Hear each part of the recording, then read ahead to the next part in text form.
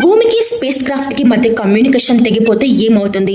Space communication అనేది దూరంగా ఉన్న వారికి ఒక మెసేజ్ పంపడం లాంటిది. ఆ మెసేజ్ మీకు చేరడానికి కొన్నిసార్లు నిమిషాలు, మరికొన్నిసార్లు గంటల సమయం పట్టొచ్చు. ఎన్నో ఆధునిక టెక్నాలజీలు అందుబాటులో ఉన్నప్పటికీ కూడా కమ్యూనికేషన్లో కొన్నిసార్లు అంతరాయాలు ఎదురుకావచ్చు. అలాంటప్పుడు అంతరిక్షంలోని వ్యోమగాములకు భూమిపై ఉన్న కంట్రోల్ సెంటర్ కి మధ్య కమ్యూనికేషన్ అనేది తెగిపోతుంది. అలాంటి సమయంలో ఆస్ట్రోనట్స్ ఏం చేస్తారు? స్పేస్ క్రాఫ్ట్స్ ఎలా స్పందిస్తాయి? స్పేస్ కమ్యూనికేషన్ ఎలా పనిచేస్తుంది అనేది ఈ వీడియోలో చూద్దాం. వీడియో చాలా ఇంట్రెస్టింగ్ గా అలానే ఇన్ఫర్మేటివ్ గా ఉండబోతుంది. సో ఎవరైతే ఈ వీడియో చూస్తున్నారో వాళ్ళు మీ వంతు సపోర్ట్ గా ఒక లైక్ చేసి సబ్స్క్రైబ్ చేసుకోవడం మాత్రం మర్చిపోకండి. ఇక మీరు ఒక వాకీ టాకీని ఊహించుకోండి. ఇందులో ఒకవైపు సందేశం పంపించే వాళ్ళు ఉంటారు, మరోవైపు ఆ సందేశాన్ని స్వీకరించే వారు ఉంటారు. స్పేస్ కమ్యూనికేషన్ టెక్నాలజీ కూడా ఇదే విధంగా పనిచేస్తుంది. అంతరిక్షంలోని స్పేస్ క్రాఫ్ట్ లో సిగ్నల్ పంపేందుకు ట్రాన్స్మిటర్ ఉంటుంది.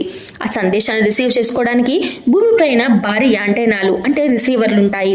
అలాగే భూమి నుంచి స్పేస్ క్రాఫ్ట్ కు, అక్కడ నుంచి మళ్ళీ భూమికి సంకేతాలు పంపడంలో స్పేస్ కమ్యూనికేషన్ సిస్టమ్ చాలా కీలక పాత్ర అనేది పోషిస్తుంది. భారీ యాంటెనాలు స్పేస్ కమ్యూనికేషన్ లో రేడియో తరంగాలను ఉపయోగిస్తారు.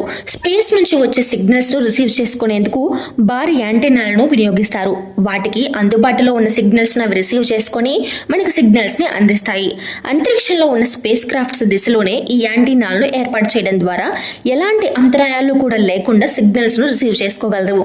స్పేస్ క్రాఫ్ట్ కు అనుగుణంగా కదిలేలా ఈ యాంటీనాలను రూపొందిస్తారు. భూభ్రమణం కారణంగా స్పేస్ క్రాఫ్ట్ దిశ నుంచి యాంటీనాలు పక్కకు జరిగే అవకాశం ఉంటుంది. కాబట్టి భూమిపైన వేరువేరు ప్రదేశాల్లో ఈ యాంటీనాలను ఏర్పాటు చేస్తారు. డీప్ స్పేస్ కమ్యూనికేషన్ భూకక్షకు సమీపంలో ఉన్న వాటి కంటే కూడా దూరంగా ఉన్న స్పేస్ క్రాఫ్ట్స్ తో కమ్యూనికేట్ చేసేందుకు అత్యాధునిక టెక్నాలజీలు అవసరం. ఈ కమ్యూనికేషన్ ను డీప్ స్పేస్ కమ్యూనికేషన్ గా వ్యవహరిస్తారు. గ్రహాలు, చంద్రుడిపై ఎలా ఉంటుంది, ఉల్కల స్వభావం వంటి విషయాలను అర్థం చేసుకోవడానికి ఈ డీప్ స్పేస్ కమ్యూనికేషన్ అనేది సహాయపడుతుంది. అమెరికన్ అంతరిక్ష సంస్థ నాసా తన సొంత డీప్ స్పేస్ ఇన్ఫర్మేషన్ టెక్నాలజీని డెవలప్ చేసుకుంది. భూభ్రమణం కారణంగా స్పేస్ క్రాఫ్ట్లతో సమాచార సంబంధాలు కోల్పోకుండా ఉండేందుకు భూమిపై 3 వేర్వేరు ప్రదేశాల్లో భారీ యాంటెనాలను ఏర్పాటు చేసుకుంది నాసా. అవి కాలిఫోర్నియా, స్పెయిన్, ఆస్ట్రేలియాలో ఉంటాయి. ప్రపంచంలోనే అత్యాధునికమైన బలమైన డీప్ స్పేస్ కమ్యూనికేషన్ వ్యవస్థ నాసాకుంది. నాసా ఏర్పాటు చేసుకున్న భారీ యాంటెనాల వ్యాసం అంటే డయామీటర్ 70 మీటర్లు. అంటే అంతర్జాతీయ మ్యాచ్లు జరిగే ఫుట్బాల్ స్టేడియం పరిమాణం 3 అంతలు అనుకుంటే అందులో 2 అంతలు ఉంటుంది. ఈ యాంటెనా బరువు 2700 టన్నులు. ఇవి బిలియన్ మైళ్ళ దూరంలో ఉన్న స్పేస్ క్రాఫ్ట్లను కూడా ట్రాక్ చేయగలవు. అంతరిక్షంలో సౌర వ్యవస్థ, అవతల కమ్యూనికేషన్ వ్యవస్థ ఏర్పాటు చేసుకోవడానికి ఇంటర్సెల్లార్ స్పేస్ కమ్యూనికేషన్ అంటారు. నాసా ప్రయోగించిన వయోజార్ 2 అనే 2 ఉపగ్రహాలు మాత్రమే అక్కడి వరకు చేరుకోగలవు. నాసాకి చెందిన భారీ యాంటీనాలు ఆ ఉపగ్రహాలతో కూడా కమ్యూనికేట్ చేయగలవు. కాలిఫోర్నియాలోని గోల్డ్ స్టోన్, స్పెయిన్లోని మాడ్రిడ్, ఆస్ట్రేలియాలోని కాన్బెర్రాలో ఏర్పాటు చేసిన ఈ కమ్యూనికేషన్ సెంటర్లలో భారీ యాంటీనాలతో పాటు చిన్న చిన్న యాంటీనాలు కూడా ఉన్నాయి. ఒకే సమయంలో 1 కంటే ఎక్కువ స్పేస్ క్రాఫ్ట్లను ట్రాక్ చేయడానికి, వాటితో కమ్యూనికేషన్ చేయడానికి, ఆదేశాలు పంపించడానికి కూడా ఉపయోగపడతాయి. అలాగే యూరోపియన్ స్పేస్ ఏజెన్సీ కూడా డీప్ స్పేస్ కమ్యూనికేషన్ ఫ్రేమ్వర్క్ ను అభివృద్ధి చేసింది. ఈ ఏజెన్సీ స్పెయిన్, ఆస్ట్రేలియా, అర్జెంటీనాల్లో 35 మీటర్ల వ్యాసం కలిగిన భారీ యాంటీనాలు ఉన్నాయి. భారత అంతరిక్ష పరిశోధన సంస్థ ఇస్రో బెంగళూరులో 32 మీటర్ల వ్యాసం ఉన్న యాంటీనా ఉంది. చంద్రయాన్ ప్రాజెక్ట్ సమయంలో ఈ కమ్యూనికేషన్ వ్యవస్థను అభివృద్ధి చేసింది.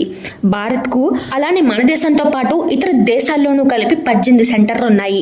వీటిలో 18 మీటర్ల వ్యాసం కలిగిన 2 యాంటీనాలు కూడా ఉన్నాయి. ఇవి ఇస్రో మాజీ చైర్మన్ శివన్ తెలిపారు. ప్రపంచ వ్యాప్తంగా ఉన్న అంతరిక్ష శాస్త్రవేత్తలు వేగవంతమైన కమ్యూనికేషన్ కోసం రేడియో తరంగాలకు బదులు లేజర్ వినియోగం దిశగా కృషి చేస్తున్నారు. స్పేస్ క్రాఫ్ట్ తో కమ్యూనికేషన్ ఏ సందర్భాల్లో తెగిపోవచ్చు. ఇన్ని రకాల కమ్యూనికేషన్లు ఏర్పాట్లో ఉన్నప్పటికీ కూడా స్పేస్ క్రాఫ్ట్ తో కమ్యూనికేషన్ కోల్పోయే అవకాశాలు ఉంటూనే ఉన్నాయి. వీటిలో కొన్ని ఊహించగలిగినవి, మరికొన్ని ఊహకందనివి. ఒక అంతరిక్ష నౌక అంతరిక్షంలోకి ఏదైనా వస్తువుని దాటి దాని వెనుకగా వెళ్తున్నప్పుడు భూమితో సంబంధం కోల్పోతుంది. అయితే ఇది ఎలా, ఎప్పుడు జరుగుతుందో ప్రాజెక్టును పర్యవేక్షించే వారికి మాత్రమే తెలుస్తుంది. కాబట్టి అలాంటి సమయంలో భూమిపై నుంచి ఎలాంటి ఆదేశాలు లేకపోయినా స్పేస్ క్రాఫ్ట్ క్రాఫ్ట్ దానంతటా అదే పనిచేసేందుకు వీలుగా ఏర్పాట్లు చేసి ఉంటాయి. ఇలాంటివి కాకుండా ఏవైనా లోపాల కారణంగా భూమికి స్పేస్ క్రాఫ్ట్కి మధ్య కమ్యూనికేషన్ తెగిపోవచ్చు. ఇలాంటి సమయాల్లో వ్యోమగాములు ఏం చేయాలన్న దానిపై వారికి ముందుగానే శిక్షణని అందిస్తారు. స్పేస్ క్రాఫ్ట్కు భూమికి కమ్యూనికేషన్ తెగిపోతే అత్యవసర పరిస్థితి తలెత్తే ఎలా ఎదుర్కోవాలి అని ఆస్ట్రోనట్స్కి శిక్షణ ఇస్తారు. ఎప్పుడు కూడా మరో ప్లాన్ సిద్ధంగా ఉంటుంది. ఇది స్పేస్ క్రాఫ్ట్కి కూడా వర్తిస్తుంది. చంద్రయాన్ 3 ప్రాజెక్ట్ మానవరహిత స్పేస్ క్రాఫ్ట్ చంద్రుడిపై ల్యాండ్ అయ్యే ప్రాజెక్ట్ సమయంలో ఒకవేళ స్పేస్ క్రాఫ్ట్ నిర్దేశిత ప్రదేశంలో ల్యాండ్ అవ్వకపోతే మరే ఇతర ప్రదేశాల్లో ల్యాండ్ అవ్వాల్సి వచ్చినా కూడా ఆ ల్యాండింగ్ ఎలా జరగాలి అనేటి ఆదేశాలు స్పేస్ క్రాఫ్ట్కు ముందే నిర్దేశిస్తారు. కమ్యూనికేషన్ ఆగిపోయినంత మాత్రాన ప్రతిదీ ఆగిపోతుంది అని కాదు అని ఇస్రో మాజీ డైరెక్టర్ మైల్సామి అన్నాదురై బీబీసీతో చెప్పారు. స్పేస్ క్రాఫ్ట్ లో లోపాలు తలెత్తిన ఆస్ట్రోనట్స్ వాటిని సరిచేయగలరు, దానిపై వారికి శిక్షణ ఇస్తారు అని చెప్పారు. ఆటోమేటెడ్ కాదు, నడుపుతున్నప్పుడు ఏదైనా లోపం తలెత్తిన వెంటనే కారుకు డ్రైవర్ నియంత్రణలోకి తీసుకొస్తారు. అలానే స్పేస్ క్రాఫ్ట్ విషయంలోనూ జరుగుతుంది. అనుకోకుండా ఏదైనా సాంకేతిక లోపం తలెత్తే ఆస్ట్రోనట్స్ దాన్ని సరిచేయగలరు. కాకపోతే స్పేస్ క్రాఫ్ట్ బయట ఏదైనా సమస్య తలెత్తితే వారేమి చేయలేరు అని కూడా వివరించారు.